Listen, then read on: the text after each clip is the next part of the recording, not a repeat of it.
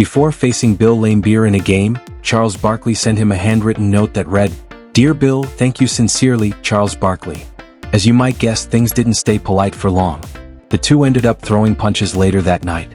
And now Barkley gets into it, and he hit Laimbeer, and now there are some punches thrown. Robert Parrish, who fought Bill Laimbeer 3 years in a row, was once asked what he thought of him. Parrish kept it classy. "I was always taught if you can't say something nice about someone, don't say anything at all. So I'll say nothing at all." Then he added with a grin, "But nobody hated Bill Laimbeer more than Larry Bird." You never really ever liked Laimbeer in any social situation? No. Yeah. And it's because he was a dirty player. The 80s, when I played, there was a lot of cheap shots. If you go back and watch the Pistons playing against Chicago, I mean, Michael and Scotty were getting pounded. And a lot of it happened after the whistle. Like you're going in and you get fouled and the guy goes ahead and tries to, that's a free foul. Ricky Mahorn, he'd hit you and all that, but he'd hit you, you know you're going to get hit. Yeah. But he didn't try to maim you. Right. Bill tried to hurt you. Got it back, so they reset it at 5. Laimbeer walked with it, then committed a foul, knocked Bird to the floor. Celtics are very unhappy about it. Yeah, caught Bird in the jaw. Yeah. And Larry's a little upset. And, he was one of them guys, you shoot a jumper, he tried to slide his foot underneath your ankle so you twist your ankle. And that's why Parrish Did he always really used to do that? If you watch any of our old games, Parrish was always twisting his ankle against the Pistons. So one time I shot a jumper and Laimbeer did it to me and I stepped on his foot, but I stepped on a high and twist my ankle. I don't know, a quarter or two later he was shooting that jumper. I slid mine on there. That's the last time he ever did it. Really? And when Michael Jordan called out Bill Laimbeer as the dirtiest player in the NBA, nobody argued. By then, Laimbeer's reputation had already been cemented: tough, physical, and unapologetically ruthless. Laimbeer and Jordan. Yes, indeed. There are punches. He responded in a way that revealed exactly who he was. Michael Jordan may be a very good, outstanding basketball player, but as a individual, down-to-earth, heart person, he has, who is he? Who cares about him? All he does is play basketball. In the world, he's this big. Yeah, it's easy to see why nobody liked him. During the 1986 season, the All-Star roster had just been announced when Larry Bird asked a group of reporters if Bill Laimbeer had made the team again. When he found out Laimbeer hadn't been selected, Bird smirked and said, "Good.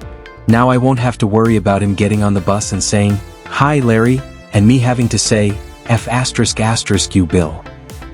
But that year, the two would still cross paths in the playoffs where things were far from friendly. It's the one that came out first, and there's always a leprechaun out on the floor. I'd go out and spit right on the leprechaun, rub my foot in it, and then go down and make a big dunk. Away we went. Tensions were running high. After one game, Robert Parrish said, "I feel like Laimbeer took some cheap shots at me. I guarantee something will break out if they let it go next time."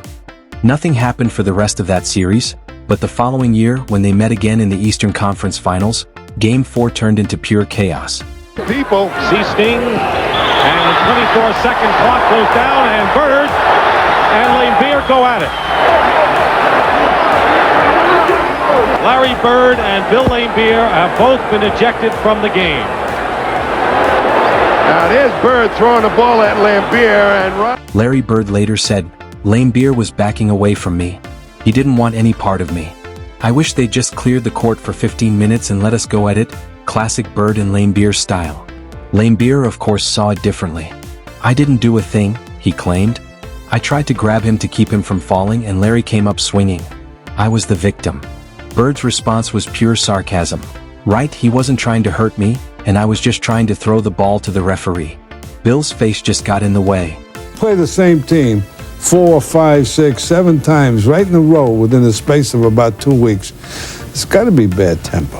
Our ball club, I always feel, were retaliators, not instigators. And I think the other team, like Detroit, they are the instigators. In the next game, when Bill Laimbeer came over to shake Larry Bird's hand, Bird stared him down and said, "Go F*** yourself.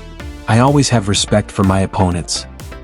Later, Bird explained, "Normally I respect the guys I play against, but with Laimbeer it was different. I really think he was trying to hurt me." By Game 5, the Celtics had had enough. That night, they got their revenge. I was at the game, and the crowd just had so much hatred for Laimbeer for that game. I've never been in any sort of a sporting event where the crowd hated a player that much. And I still am convinced to this day that the crowd convinced Parrish to punch him in the second quarter. Oh, no question. Very gingerly tried to shoot that shot. Nice play by Darren Day. It doesn't fall. The tip by Parrish. He can't get it to fall, and Parrish takes Laimbeer to the ground with a right. This moment summed up 80s basketball perfectly. A flurry of punches, no ejections, no technicals, not even a foul. They just kept playing. Larry Bird later called it a good deed, but as the great Frank Sinatra once said, the best revenge is massive success. And that night, Bird proved it by making the greatest play of his entire career. We saw Laimbeer's elbow that hit him in the neck, right by the Adam's apple. And all he did was react because people are sick and tired of this guy with the baby face, putting his hands up all the time. Who, me?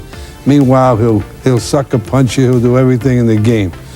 So as I said once before, it couldn't happen to a nicer guy. Yeah, I was kind of looking over my shoulder, Max. I thought I would get sucker punched, to be honest. You know, in the heat of the battle, you know, we exchanged a few unpleasantries, then a few elbows that passed between us. The Celtics went on to win that series in 7 games. After the final buzzer, Bill Laimbeer once again tried to shake Larry Bird's hand, but Bird walked right past him without hesitation. "I don't like Bill Laimbeer," Bird said later. "Why should I shake his hand?" Even Isaiah Thomas, Laimbeer's own teammate for 11 years with the Bad Boy Pistons, admitted, "To tell you the truth, if I didn't know Bill, I wouldn't like him either."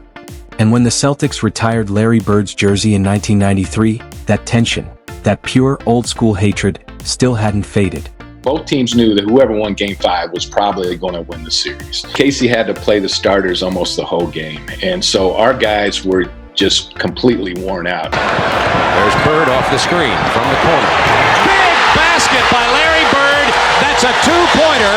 Detroit by 3 with 1:13, and Bird has 36. The Celtics had been to the finals in 84, 85, 86, and now it's 87. We're all beat up. The guys that are playing are hurt. So, you know, it was just guts. It was just guts and pride. 3:41 to go in the game. Detroit leading by 2, and that man is playing on nothing but heart. He went out with an ankle injury that would keep most people out of the game, came back in, and now he's twisted it again. Now, the Boston moment, that was a heartbreaking moment. What was heartbreaking about that moment is I had made the game-winning shot. Everybody wants to beat the Pistons. Right now, Boston is first in line in that desire. They lead by 1, 27 seconds to go. But I was on Isaiah Thomas, and he went one-on-one against me at the top of the floor. I thought I played pretty good defense, and Isaiah didn't get in the paint, and he took a jump shot, a contested jump shot, and it went in. Out on the top of the floor against Seaston. 16 seconds. Seaston right in his face. Thomas with a very big bucket. We go to the timeout. We know Bird's going to get it either on the left side or the right side. And we got the play figured out. We send him left. About 5 of us come over there to try to block the shot. There's Bird with the ball against Mahone. He'll take it to the hoop. You can bet. He's going to try to draw a foul. It's blocked. And Seaston hit it off of a Detroit player. No. Ball goes out of bounds, and I'll never forget, everything just went in slow motion. So I run over, we look at the bench, no timeout, nothing. So I run over and I grab the ball. Detroit should have called a timeout, Brian, because they had a timeout left. They could advance the ball down to the other end of the floor. There's a shot somewhere, there's a photo that I saw that Chuck Daly is standing by their bench with his hands up, calling timeout.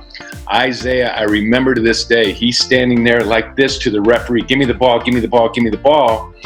So I grabbed the ball from the referee. Laimbeer's good foul shooter. I never had taken the ball out. That wasn't my thing, right? I throw it up. Bird sneaks in. I didn't even see him. Bird was moving right when he was inbounding the pass. And when you look at it from a couple different film angles, I mean, he threw it right to him on the move. And I had my back to where he was stealing the ball. So when I turned around, I was probably more shocked than anybody in the whole stadium that Bird had the ball in his hands. And this is probably one of the most incredible plays that's ever happened against me and that probably I've ever witnessed. From an athletic standpoint, 2 people being in sync and just Bird just playing every second. And that's what the Celtics taught us, to play every second, not to play 47 and a half minutes, but to play a full 48. And he had a smirk on it. He knew the game was over, and he almost had a smile on his face when they gave him the ball, and he did not see Bird at all. But the thing I remember the most is that joker. This is the out of bounds line. That joker caught the ball, and in my mind, I'm like, okay, he going out of bounds. That dude did this, like a ballerina, right? And if you go back and you watch the play, that dude is on his toes. The baseline is right up under his toes. And in my mind, he must have stood there for about 5 seconds because everything was going in slow motion in my mind, right? And it's like, damn, how you doing that? And then DJ, out of nowhere, right?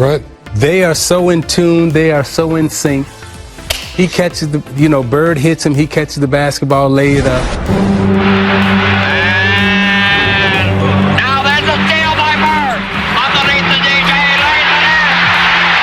Right at 1 second left. What a play by Bird. I'm walking to the huddle, and as I come back out of the huddle, right, we try to take the ball out of bounds or whatever. Larry walks by and he goes, wow. Because back then, the animosity wasn't for show. When players hated each other, they really hated each other, and that hatred didn't fade when the game ended.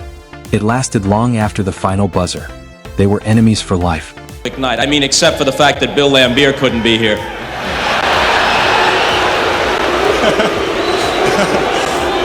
What would you tell him if he was?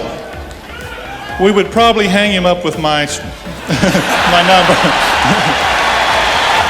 But Bill Laimbeer's brand of hate was on another level. He didn't respect anyone, not even his own teammates. In his final Detroit Pistons practice before retiring, Laimbeer elbowed star guard Isaiah Thomas, breaking his rib. When Thomas got angry, Laimbeer hit him again. Laimbeer once said, "I don't fight. I agitate then walk away." But this time Isaiah didn't let him. In retaliation, Thomas punched Laimbeer in the head and broke his own hand, forcing him to miss 8 weeks. Like I said, it's easy to see why nobody liked Bill Laimbeer. Isaiah Thomas's talent, no matter how much I hate him, I respect it. Imagine this, Larry Bird is sitting right next to you. Would you talk to him? Would you actually start that conversation? And if you did, what would you say?